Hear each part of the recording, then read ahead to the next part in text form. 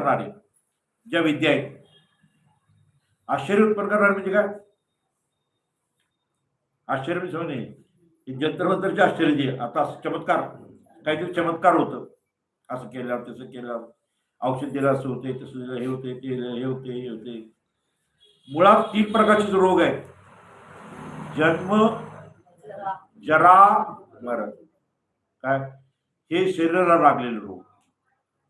आणि बाकीचे जे रोग होतात, कॅन्सर बिन्सर सारखे रोग ही व्याधचे रोग आहेत, लक्षात ठेवायचं. मुद्दलचे रोग नाही, व्याधचे रोग आहेत. चक्रवाढ व्याधचा रोग आहे तो.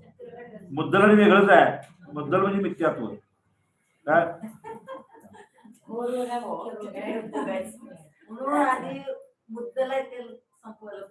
एकदा मुद्दल गेल्यावर व्याज जाणार की, व्याजच भरत बसलाय, मुद्दल राहिलं त्याच काय. आणि व्याजामध्ये सुद्धा कुठलाच चक्रवाढ व्याज, हे कॅन्सर सारखा अगदी भयंकर रोग हे व्याजचे रोग आहे.